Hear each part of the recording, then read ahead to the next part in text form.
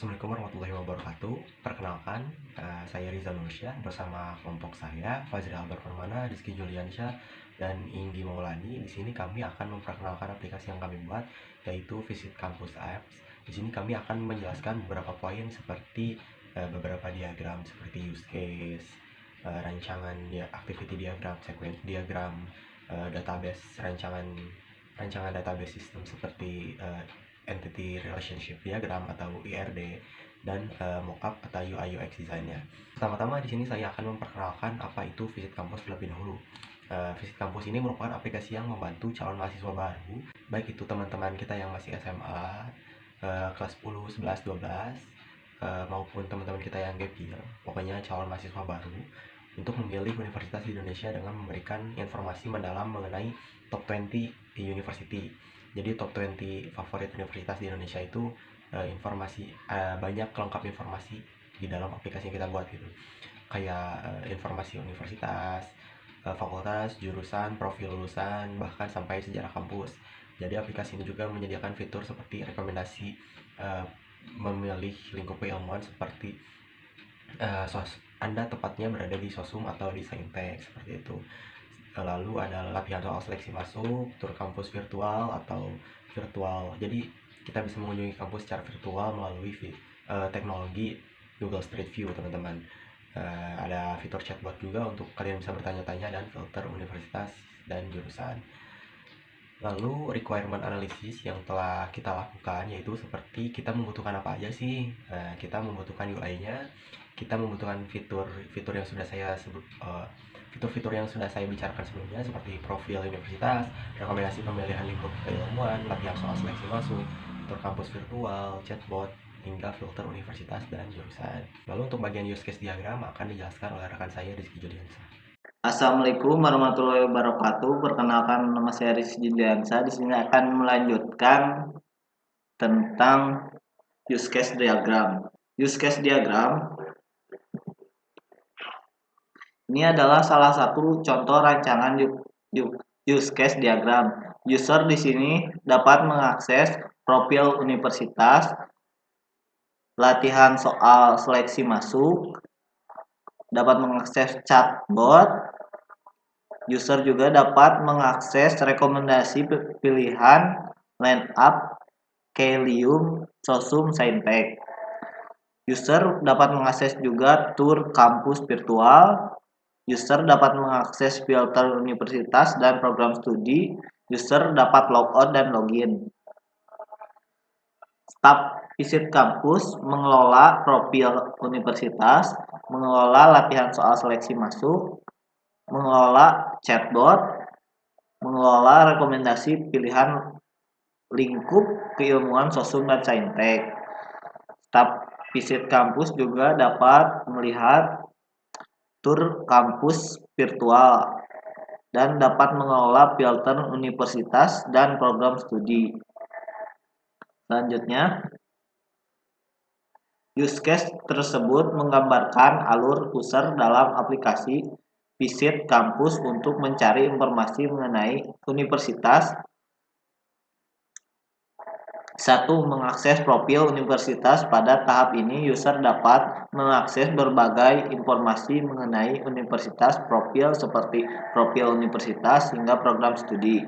Yang kedua, mengakses chatbot. User dapat berinteraksi dengan chatbot untuk mendapatkan jawaban atas pertanyaan mereka mengenai universitas. Yang ketiga, rekomendasi pilihan lingkup keilmuan. User dapat menggunakan fitur ini untuk mendapatkan rekomendasi lingkup keilmuan Sosum dan Saintek yang sesuai dengan minat mereka.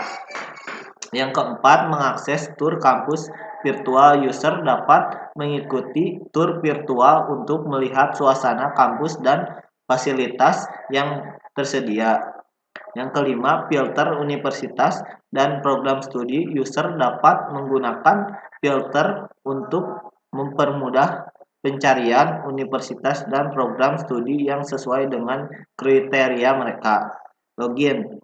User yang telah memiliki akun dapat login untuk mengakses fitur-fitur lainnya seperti menyimpan program studi favorit dan mengikuti perkembangan universitas yang diminati. Selanjutnya akan disampaikan oleh teman saya. Kalau di sini saya akan melanjutkan yaitu dari activity diagram. Sini ada rancangan activity diagramnya, yaitu ada dua sisi. Yang dari sisi kiri yaitu kita bisa memulai ke profil universitas, lalu yang kanan ada rekomendasi pemilihan lingkup keilmuan, yaitu rancangannya yang kiri bisa mengakses bank soal ujian masuk dan mengakses fitur tur kampus, lalu menggunakan fitur chatbot, lalu menggunakan fitur filter universitas dan jurusan. Sedangkan dari sisi kanan yaitu bisa memilih lingkup keilmuan dan menganalisis jawaban terkait minat dan bakat, lalu memberikan rekomendasi. Di sini ada penjelasannya, yaitu pada diagram ini ada beberapa sisi, yaitu sisi kiri dan sisi kanan atau right side. Pada sisi kiri yaitu kita bisa mengakses fitur tur kampus virtual. Hal ini membantu user untuk mengakses dan menjelajahi kampus universitas secara virtual menggunakan Google Street View. Lalu yang kedua menggunakan fitur chatbot, yaitu user dapat berkomunikasi dengan chatbot untuk menanyakan informasi dan mendapatkan jawaban. Lalu poin yang ketiga ada menggunakan fitur filter universitas dan jurusan.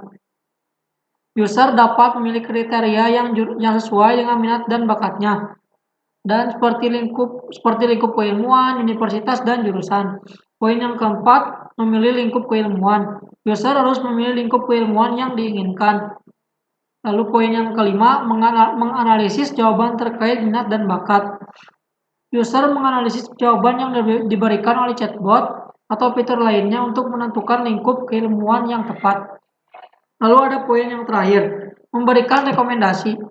User akan mendapatkan rekomendasi pemilihan lingkup keilmuan berdasarkan analisis yang telah dilakukan. Lalu ada sisi kanan, yaitu prosesnya meliputi user. Poin yang pertama, mengakses profil universitas.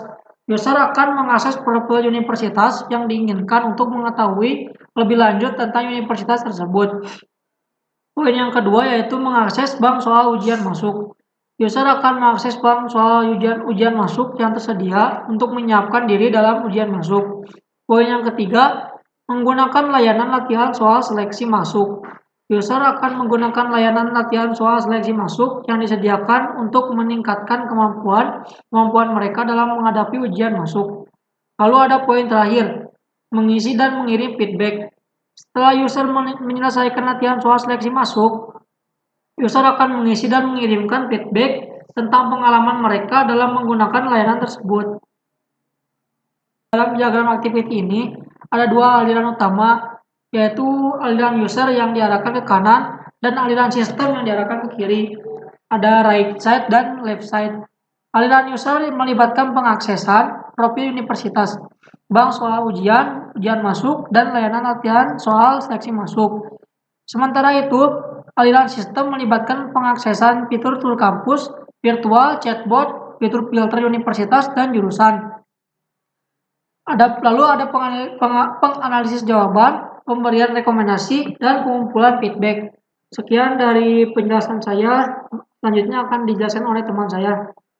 Halo, saya Inggi Maulani. Di sini saya akan melanjutkan pembahasan materi yang sebelumnya teman saya jelaskan.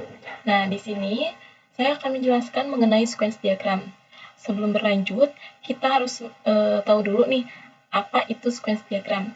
Jadi, sequence diagram ini merupakan jenis diagram interaksi dalam pemodelan sistem yang menggambarkan interaksi antara objek dalam suatu sistem dalam urutan waktu tertentu. Jadi, diagram ini sering digunakan dalam pengembangan perangkat lunak untuk mengilustrasikan bagaimana objek-objek berinteraksi satu sama lain dan bagaimana pesan atau panggilan metode dipindahkan antara mereka. Kemudian, di sini ada sequence diagram yang telah dibuat. Nah, di sini ada beberapa hal yang akan dibahas, yaitu pertama, objek. Nah, jadi objek ini mempresentasikan entitas atau elemen yang terlibat dalam interaksi. Nah, ada yang termasuk ke dalam objek ini yaitu user dan sistem. Kemudian, ada panggilan metode atau pesan atau seringkali eh, dipanggil dengan message. Nah, jadi si message ini menunjukkan panggilan metode atau pertukaran pesan antara objek-objek.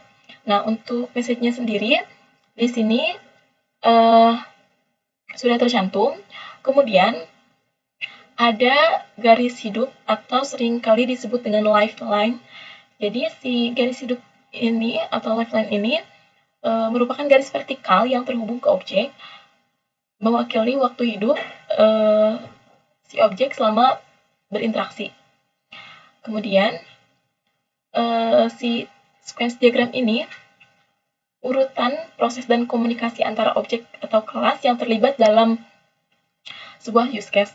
Nah, urutan proses ini menunjukkan beberapa langkah yang harus diikuti oleh sistem untuk menyelesaikan tugas tertentu. Nah, untuk urutannya sendiri, antara lain ada pertama, yaitu user mencari universitas melalui search engine, kemudian sistem menampilkan profil universitas berdasarkan kriteria pencarian user. Selanjutnya, ada user memilih universitas yang tertarik menurutnya. Kemudian user melihat informasi profil universitas seperti sejarah, fakultas, jurusan, dan profil lulusan. Kemudian, user menjawab pertanyaan minat dan bakat untuk mendapatkan rekomendasi lingkup keilmuan. Lalu ada sistem memberikan rekomendasi lingkup keilmuan berdasarkan jawaban user. Lalu user memilih mengikuti tur virtual kampus. Kemudian sistem menampilkan tur virtual kampus berdasarkan Google Street View. Lalu user mencoba melakukan soal latihan seleksi masuk melalui sistem. Dan yang terakhir ada sistem memberikan soal latihan seleksi masuk yang sesuai dengan user yang berminat. Mungkin cukup sekian pembahasan yang bisa saya sampaikan, kurang lebihnya mohon maaf, dan untuk materi selanjutnya akan dibahas oleh teman saya. Terima kasih. Oke teman-teman, di sini saya akan menjelaskan mengenai bagian Entity Relationship Diagram atau ERD.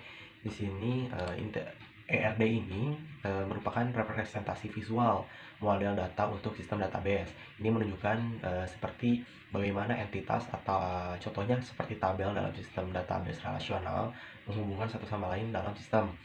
Saya akan menjelaskan komponen utama dan hubungannya pada ERD visit kampus yang sudah saya buat.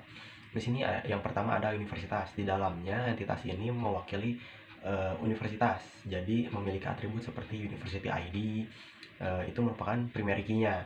Lalu tour ID, univ name, personality univ, accreditation univ, longitude, dan latitude. Nah, itu merupakan kolom-kolom yang akan ada di dalam university. Lalu fakulti, entitas ini mewakili fakultas-fakultas dalam suatu universitas. Misalkan di Universitas Indonesia itu ada fakultas kedokteran, ada fakultas teknik, dan lain-lain. Itu diwakili oleh misalkan ada namanya kolom faculty ID. Nah, itu merupakan primary key atau kunci uniknya. Lalu ada juga University ID di dalam fakulti tersebut sebagai foreign key atau kunci asing. Nah, juga ada faculty name, kolom faculty name, dan lain-lain. Lalu ada major, entitas ini mewakili jurusan yang ditawarkan dalam suatu fakultas. Nah, mungkin untuk ERD-nya, kolom-kolomnya ya kurang lebih seperti tadi, ada major ID, faculty ID, accreditation major, degree, major name. Dan gitu ada profil alumni juga. Entitas profil alumni ini menyimpan informasi tentang alumni, atributnya kayak alumni ID, university ID, alumnus name, cohort, karir mereka apa. Nah, mungkin kurang lebih seperti itu ya. Masih banyak lagi, ada registration pad, achievement university, student, major recommendation, chatbot. Nah, itu ada IRD-nya juga. Tapi mungkin kalau dijelaskan di sini kepanjangan, mungkin teman-teman sendiri bisa mengira-ngira atribut di dalam diagram tersebut, dalam relationship diagram tersebut apa sih gitu. Misalkan kayak tadi kalian bisa mengira-ngira primary key-nya apa aja, foreign key-nya apa aja gitu teman-teman. Oke teman-teman, di sini saya akan menjelaskan mengenai bagian UI UX desainnya. Nah, oke, di sini teman-teman mungkin sudah dapat melihat mockupnya seperti apa. Ini splash screen-nya, ini bagian loginnya, ini halaman berandanya. Kita langsung demonstrasikan saja di bagian Figma-nya langsung. Nah, ini untuk bagian loginnya, mungkin kita bisa langsung pencet login. Nah, ini bagian berandanya ya teman-teman. Nah, ini ada misalkan kalian pengen mencari universitas lain, misalkan kita view all, nah nanti universitas lain akan muncul di sini gitu.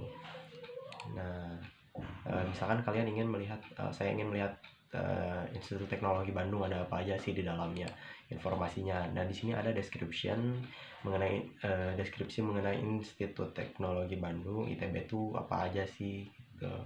Udah gitu faculty dan majornya apa aja, jurusan sama fakultasnya ada apa aja. Misalkan ini ada di FITB, ada jurusan meteorologi, oceanografi, teknik geologi, teknik geodesi dan geomatika dan lain-lain. Lalu di sini ada kampus prestasi kampus atau achievement university yang tadi saya bicarakan di ERD. Udah gitu profil alumninya apa aja, dia berkarir di mana, lulus kapan gitu. Udah gitu registration path masuk ITB itu bisa lewat jalur apa aja sih, misalkan bisa lewat SNBP, SNBT dan lain-lain gitu teman-teman. Bisa juga ada di sini petunjuknya seleksi mandiri atau SMITB gitu. Kita lihat bagian street view teman-teman. Nah, di sini kita bisa lihat ITB ya. Misalkan mau ke kanan, ke kiri gitu bisa teman-teman. Kita back. Nah, di sini ada juga filter, misalkan mau ngefilter jenis universitasnya apa, lingkup ilmunya apa, akreditasinya apa, jurusannya apa gitu. Misalkan kita langsung filter. Nah, misalkan nanti di sini langsung muncul Universitas Negeri X lingkup ilmu saintek dengan jurusan aktuaria, akreditasi jurusannya itu ada universitas apa aja gitu teman-teman. Lalu kita beralih ke fitur lain. Nah, ini daftar latihan soal ya, misalkan simak UI, ada latihan apa aja gitu. Misalkan kita pilih nasi goreng. Nah, ini nanti ada pembahasannya juga ya teman-teman. Nah, di sini ada kalau misalkan kita benar ada pembahasannya, salah pun ada pembahasannya, kita langsung keluar nilainya seperti itu teman-teman. Lalu kita, nah ini ada bagian profile. Lalu kita ke bagiannya, ini chatbot ya teman-teman.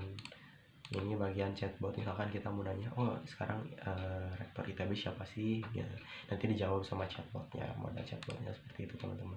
Nah, di sini kita juga sebenarnya nawarin kayak misalkan info-info mengenai beasiswa di beberapa universitas. Nah, kita tawarin di sini teman-teman. Nah, udah gitu di sini ada bagian temukan prodimu. Nah, misalkan kita ini menentukan lingkup keilmuan setiap calon mahasiswa itu berdasarkan MBTI ya teman-teman. Jadi di sini kita misalkan menjawab yang pertama itu Anda apakah introvert atau extrovert, misalkan sudah dijawab cek langsung. Bagian kedua apakah Anda sensing atau intuitif, bagian ketiga apakah Anda thinking atau feeling, bagian keempat apakah Anda perceiving atau judging. Itu ada 4 pertanyaan ya teman-teman. Jadi itu mengandung makna juga MBTI gitu kan. Jadi bisa dipilah-pilih, oh ini misalkan bagian pertama mengenai introvert extrovert, misalkan aku ini apa ya gitu. Berdasarkan pertanyaannya bisa kalian jawab yang sesuai dengan diri kalian. Nah, nanti di sini ada hasilnya, result major recommendation. Nah, ini nanti kalian dikasih tahu, oh ternyata berdasarkan jawaban kalian ini, berdasarkan kepribadian kalian ini, kalian lebih condong ke saintek atau ke sosum gitu teman-teman. Oke, mungkin sekian. Terima kasih.